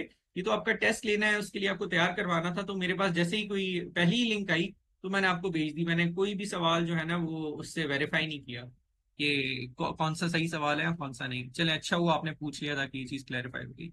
अच्छा चले, अभी हम जो है ना वो 2 मिनट लेते हैं और मैं आपको इस पे गाइड कर देता हूँ। अच्छा, तो मैंने अभी आपको क्या बोला? चैप्टर 3 में फिर से बोल रहा हूँ, इसमें आपने जो है ना you have to leave no stone unturned. आपने डिग्निटी वाला करना है अच्छे तरीके से, आपने ह्यूमन राइट्स वाला अच्छा करना है, और वुमेन राइट्स जो है ना वो आपने हर एस्पेक्ट से कवर करना है। मैं आपको बताने लगा था, ये जब टॉपिक मैंने क्लास में कराया था ना एक दफा, 3 क्लासेस मुझे लगी थी 1-1 घंटे की। ठीक है, क्योंकि मैं क्वेश्चन आंसर्स भी ले रहा होता हूँ, और फिर जो है ना, फिर भी क्या नाम है मुझे लगता था मैंने कुछ एस्पेक्ट्स हैं वो कवर नहीं किया। अच्छा, मैंने तैयारी कहाँ से की हुई है इस सवाल की? मैंने कुछ और नहीं किया, कुछ और नहीं किया। इस सवाल के लिए सिर्फ एक वीडियो देखी है। ठीक है, मैंने न कोई किताब पढ़ी है, ना न चुगताई वाली जो किताब है वो मैंने पढ़ी है, कुछ भी नहीं पढ़ा। सिर्फ एक ये यूट्यूब का लेक्चर देखा है। ठीक है, जो कि मैं रेकमेंड करूंगा कि आप लोग भी देखें। इसका टेक्स्ट जो है ना मेरे पास वर्ड में पड़ा हुआ है, जैसे ही ये लेक्चर खत्म होगा मैं आपको आज रात या सुबह तक दे दूंगा, क्योंकि मैं सारी चीजें कोशिश करता हूँ एक साथ दूं। ये जूम का जो रिकॉर्डिंग है ना, ये आने आने में जो है ना कोई 1-8 घंटा लग जाता है। सही है, तो मैं आपको उसका टेक्स्ट वर्जन भी दे दूंगा। ठीक है, आपने ये लेक्चर तो 3.5 घंटे का है। अच्छा, इसमें और ये डॉक्टर जाकिर नाइक की वीडियो थी। ठीक है, अब हो सकता है कि आपको डॉक्टर जाकिर नाइक पसंद ना हो सकता है कि आपका कोई और ओपिनियन हो उनके बारे में, लेकिन आप अगर आपका कोई है भी ना उनके बारे में ऐसा कोई ओपिनियन, तो उसको साइड पे रख के आप इनका लेक्चर जो है ना वो मतलब बहुत बेहतरीन है। इन्होंने हर एस्पेक्ट कवर किया हुआ है, ऑलमोस्ट हर एस्पेक्ट कवर किया हुआ है। जो एस्पेक्ट्स रह गए हैं उन्होंने क्वेश्चन आंसर सेक्शन में कवर किए हुए हैं। अगर आप वो करना चाहें, एक्सेलेंट। मुझे तो बहुत ज्यादा इंटरेस्ट था, वो लेक्चर इतना मजे का लग रहा था कि मैंने वो पूरा 3.5 घंटे का लेक्चर देखा था। लेकिन अगर ये जो मैंने नीचे आपको एक आउटलाइन बना के दी हुई है जो अगली 3 स्लाइड्स में भी आ रही है, तो इसमें ये सारी चीजें तो कवर हो जाती हैं, ऑलमोस्ट 80-85% आपका कवर हो जाता है।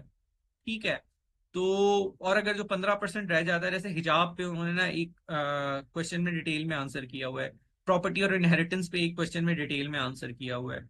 सही है, कहने का मकसद ये है कि आप 1 घंटे 20 मिनट का ये लेक्चर देखें। इसमें कोई कंफ्यूजन होती है, अच्छा इस लेक्चर में जो है ना इस लिंक में 15 मिनट से शुरू होगा और 1 मिनट 35 या 36 तक चलेगा। ठीक है, यहाँ पे जो है ना वो मेन लेक्चर है, उसके बाद क्वेश्चन आंसर सेशन है, और इससे जो स्टार्ट के 15 मिनट है उसमें इंट्रोडक्शन है। ठीक है, वो आपको देखने की जरूरत नहीं है। ठीक है, ये आप देख लें। और आपका नहीं 1 घंटे 20 मिनट में नहीं पूरा होगा, मेरा तो नहीं हुआ था, मुझे तो ये तकरीबन 5-6 घंटे लग गए थे ये लेक्चर वो करने में। और मैंने क्या किया था, जो मैं आपको अभी वर्ड डॉक्यूमेंट दूंगा ना उसमें मैंने पूरा ट्रांसक्रिप्ट निकाल लिया था इसका। सही, और उसी पे जो है ना क्योंकि वैसे अगर आप नोट करेंगे ना तो आपको शायद ज्यादा टाइम लग जाएगा। कि जैसे आप यूट्यूब का लेक्चर देख रहे हैं, फिर उस पर कोई इंपॉर्टेंट चीज लगी पॉज किया, फिर नोट किया, फिर कोई इंपॉर्टेंट चीज लगी फिर रोका लेक्चर, फिर पॉज किया, फिर नोट किया। अगर आपके पास ऑलरेडी इसकी ट्रांसक्रिप्ट मौजूद है ना, तो जो जो वो कह रहे हैं वो ऑलरेडी आपके पास मौजूद है, और उसमें अपना कोई पॉइंट बनाना है, अपनी कोई हेडिंग देनी है, तो अब हो सकता है ये 1 घंटे 20 मिनट का लेक्चर 3 घंटे में पूरा कर लें, अगर आप वन गो में करें। नहीं तो 3-4 घंटे में ये हो जाना चाहिए। सही है, अगर आप क्वेश्चन आंसर्स के साथ करेंगे तो 5-6 घंटे आपको लग जाएंगे। ठीक है, अच्छा इसमें क्या क्या चीजें डिस्कस हो रही हैं? सबसे पहले जो है ना वुमेन राइट्स की क्या डेफिनेशन है वो डिस्कस हो रही है, और मॉडर्नाइजेशन जो है ना और उसको कंपेयर करके मतलब बेसिकली वो एक कॉन्सेप्ट बनाने की कोशिश कर रहे हैं। उसके बाद ये जो कॉन्सेप्ट है ना women's women's rights in the West and women's rights in Islam. ठीक है, also women's rights in other religions, ये भी डिस्कस कर रहे हैं। ये सवाल बहुत दफा पूछा गया है। मैंने एक सेकंड, ये सवाल जो है ना 8 ठीक है, ये सिर्फ और सिर्फ वुमेन राइट से रिलेटेड है। ठीक है, इसमें ह्यूमन राइट्स और ह्यूमन डिग्निटी नहीं है, वो हटा के जो है ना ये ह्यूमन राइट्स के सवाल हैं। और इनमें से कोई एक ऐसा सवाल नहीं है, ठीक है, जो इस लेक्चर, 1 घंटे के लेक्चर या 1.25 घंटे के लेक्चर लेने के बाद आपका अटेम्प्ट नहीं होगा। तो ये आप जो है ना लाजमी लाजमी जो है ना आप ये एक दफा गो थ्रू करें। ठीक है, जो मैं आपको वो ट्रांसक्रिप्ट दूंगा उस पे आप लिखें जो भी है सारा कुछ, और उसके बाद अगर कोई क्वेश्चन हो, अभी मैं आपको ये थोड़ा सा समझाता हूँ इस how you need to go about the lecture. उसके बाद भी अगर आपके पास कोई क्वेश्चन है तो हम एक क्लास रखेंगे वो जो जिसमें हम नोट्स भी डिस्कस करेंगे और चीजें, तो आप मुझसे डिस्कस कर लीजिएगा, हम डिटेल में बैठ के ना इस पे वो कन्वर्सेट कर लेंगे।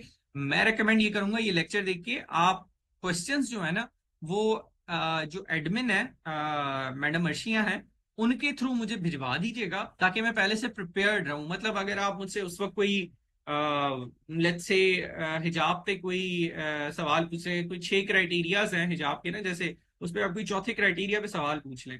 अब मुझे मैं मतलब आलिम तो नहीं हूं कि वो इतना डिटेल में उस वक्त मैं आपको या इतने अच्छे तरीके से आंसर दूं कि वो सीएसएस के आंसर के साथ फिट बैठ रहा हो।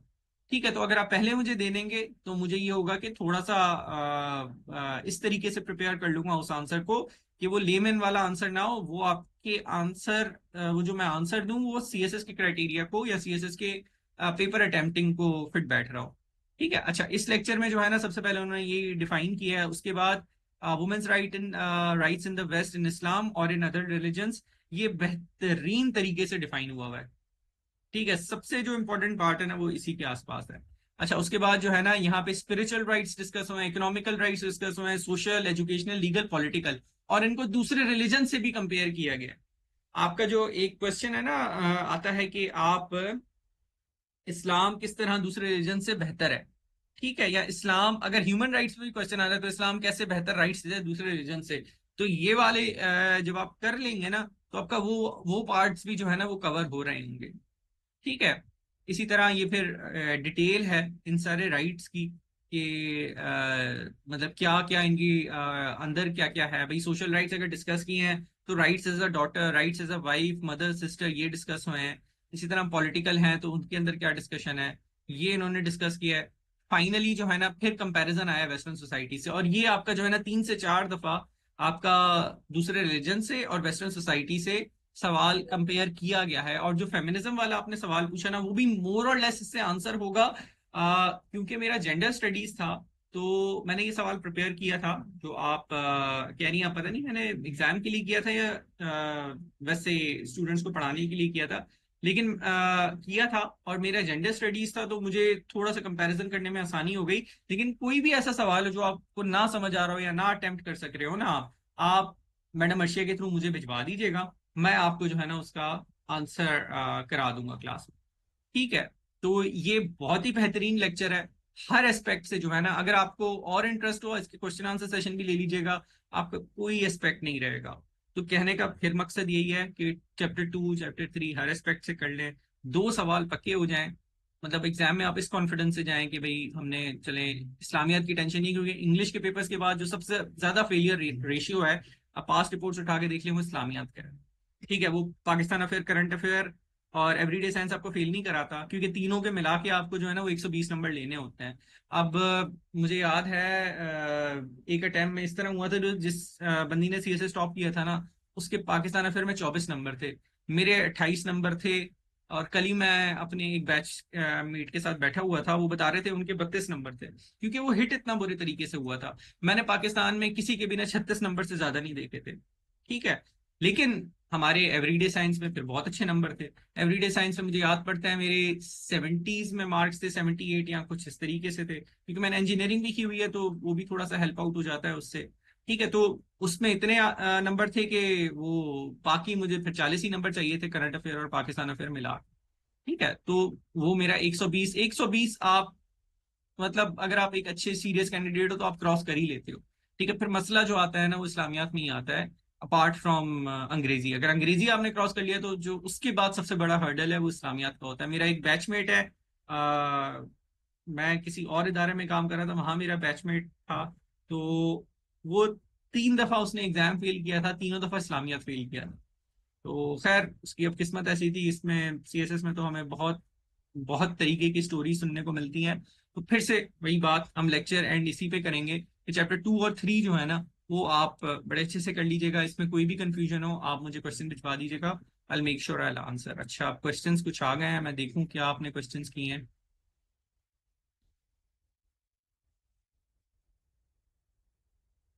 एक सेकंड, ये क्या आपने वीडियो शेयर की है? हाँ, ये आपने, इसमें एंशियंट सिविलाइजेशन की अगर तड़का लग जाए तो मजा आ जाएगा। मैंने ये सारे एस्पेक्ट्स कवर किए हैं, प्लस एंशियंट सिविलाइजेशन पे ह्यूमन स्टेटस के साथ। हाँ हाँ बिल्कुल आमना, आपको मिल जाएगा इसमें। मुझे जो याद आ रहा है, जब मैंने ये लेक्चर लिया था तो इस पे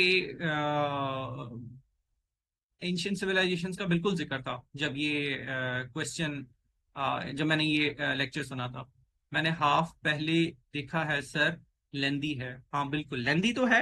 अगर आपने सारा नहीं करना तो आप जो है ना, वही जो मैंने बताया 15 मिनट से 1 घंटा 36 मिनट तक कर लें। उसमें सिर्फ 1 घंटा 20 मिनट है, तो आपका मतलब हो जाएगा। और मैं फिर से बता रहा हूँ कि मैंने सारे पास पेपर्स अटेम्प्ट करके देखे हैं। मैंने ये सिर्फ ये लेक्चर पढ़ा था, इसके अलावा कुछ भी नहीं पढ़ा, कोई किसी किताब को नहीं मैंने रेफर किया। ठीक है, तो आपका हो जाएगा। हाँ, वो जो फेमिनिज्म वाला क्वेश्चन था, वो भी हो जाएगा काफी हद तक। उसमें अगर कोई मसला आता है तो मैंने जेंडर स्टडीज भी किया हुआ है, आप वो बताइएगा, हम डिस्कस कर लेंगे। अच्छा, वो man and women are equal economic rights, ये तो आपने पूरा, चले अच्छा है वो दे दिया, ठीक हो गया। Got it boss, thanks sir. कौन से क्वेश्चंस का टेस्ट होगा वो बता दीजिएगा। हाँ, वो मैं बता दूंगा। अभी आप ना हर चीज की तैयारी रखें। अभी मैंने आपको चैप्टर 2 और 3 करा दिया है, तो चैप्टर 2 और 3 तो बिल्कुल तैयार रखें। चैप्टर 1 के जो मैंने टॉपिक्स कराए हैं उनको देख लीजिएगा। चैप्टर 7 मैं नहीं पूछूंगा कि जुडिशल सिस्टम अभी हमने थोड़ा सा रहता था। मतलब 2 और 3 आप अच्छे कर लीजिएगा, उसमें से आप टेस्ट एक्सपेक्ट कीजिएगा। अच्छा, आगे का सर, मेरा अप्रैल एंड में सीसीई इंजीनियरिंग कैडर के एग्जाम्स हैं, प्लीज गाइड हाउ 40 मार्क इस्लामियात के होते हैं। अच्छा, मुझे आप पास पेपर भिजवा दीजिएगा, मुझे यार इसका नहीं पता कि किस तरीके का पैटर्न होता है। मुझे भिजवाइएगा, मैं असेस करूंगा, फिर आपको मैं कमेंट करके दे दूंगा। चलें ठीक है जी, अगर और कोई सवाल नहीं है तो हम फिर लेक्चर एंड करते हैं कल इंशाल्लाह। फिर हम यही 10 बजे मिलेंगे, एग्जैक्ट 10 बजे इंशाल्लाह। एमसीक्यू होंगे सर, हाँ हाँ बिल्कुल। जो पेपर है उसमें सवाल एक ही होगा अभी फिलहाल। मैं आपको असेस करना चाहता हूँ कि आप सवाल किस तरह अटेम्प्ट कर रहे हैं, ताकि आप जो ग्रैंड टेस्ट अटेम्प्ट करें जिसमें 4 सवाल होंगे और 2 एमसीक्यूज होंगे, 20 एमसीक्यूज होंगे, उससे पहले आपको एक दफा मैं देख लूँ कि आप लोग सवाल किस तरह अटेम्प्ट कर रहे हैं। तो और उसके लिए फिर इस पेपर में मैं एमसीक्यूज भी दूंगा।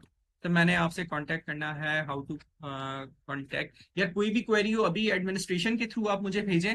और मैंने आपको बताया था, मुझे थोड़ा सा ये नेक्स्ट वीक का टाइम दे दें, मैं अपना एक नंबर एक्टिवेट करूंगा, क्योंकि पहले भी मैंने जब मैं सीएसएस के लिए पढ़ाता था तो वो नंबर रखा था मैंने।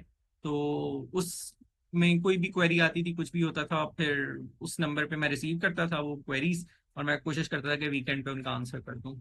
टेस्ट 2 और 3 का होगा। हाँ, 2 और 3 और 1 के जो कुछ टॉपिक्स हमने किए। ठीक है जी, बस फिर इंशाल्लाह कल मुलाकात होती है 10 बजे।